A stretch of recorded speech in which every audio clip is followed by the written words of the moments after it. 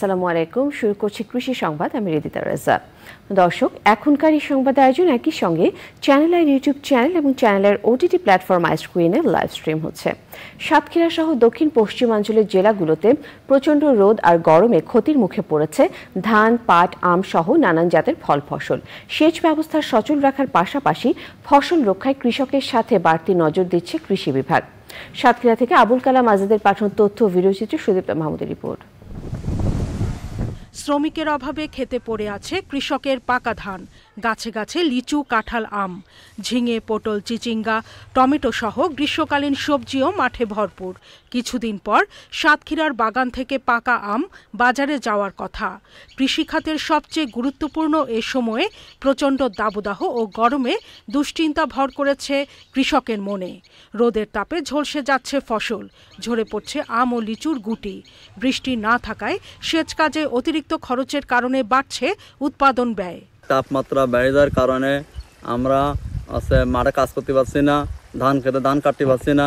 ফজরে নামাজ পড়ি সকাল থেকে 8টা থেকে 9টা পর্যন্ত সর্বোচ্চ, এর বেশি মাঠে টিকতে পারি না।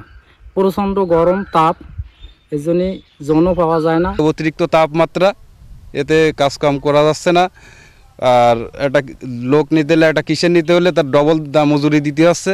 বিঘাপতি আমরা 4000 টাকা করতেছি এখন, কিন্তু আমাদের লস হয়ে যাচ্ছে। অত্যাধিক গরমের কারণে আমাদের আম ঝরে যাচ্ছে, যার কারণে বারবার সেচ দিতে হচ্ছে। এজন্য আমাদের অত্যাধিক খরচ হচ্ছে। আম শুকায় যাচ্ছে, আম মানে কান্দা ঝরে যাচ্ছে। বৃষ্টি হচ্ছে না, বৃষ্টির কারণে আমাদের গাছের মনে করেন প্রচুর অপুষ্টিতে ভুগতেছে, যার কারণে আম ঝরে যাচ্ছে। আমার অনেক ক্ষতিগ্রস্ত হচ্ছে এর কারণে। আমরা রোদ ও দাবদাহ থেকে ফসল রক্ষায় কৃষককে নানা পরামর্শ এবং সহায়তা দেওয়ার কথা জানায় কৃষি বিভাগ। ধান ফসলের ক্ষেত্রে আমরা বলছি যে 80% ধান পরিপক্ক হয়ে গেলে সেই ধান কেটে ফেলতে হবে। যদি নাবিতে কেউ ধান লাগিয়ে থাকেন, সেক্ষেত্রে যদি থোড় বা ফুল অবস্থায় থাকে, সেক্ষেত্রে জমিতে পর্যাপ্ত পরিমাণে পানি ধরে রাখার কথা আমরা বলছি।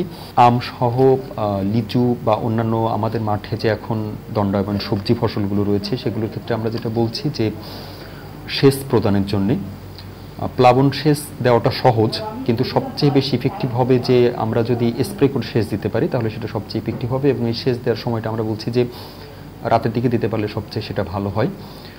এছাড়া মালচিং করা যেতে পারে। চলতি মৌসুমে সাতক্ষীরা জেলায় 5299টি বাগানে 4115 হেক্টর জমিতে আম বাগান করা হয়েছে। 80,000 হেক্টর জমিতে আবাদ হয়েছে বোরো ধান। Sudipta Mahmud, channel I.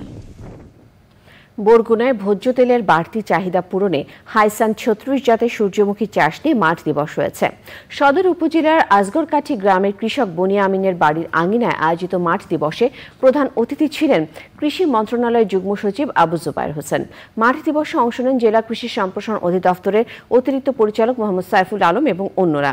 বক্তারা জানান, হাইসান 36 জাতের সূর্যমুখীর আবাদ বেশি হলে তেলের ঘাটতি পূরণের পাশাপাশি অর্থনৈতিকভাবেও লাভবান হতে পারবেন কৃষক।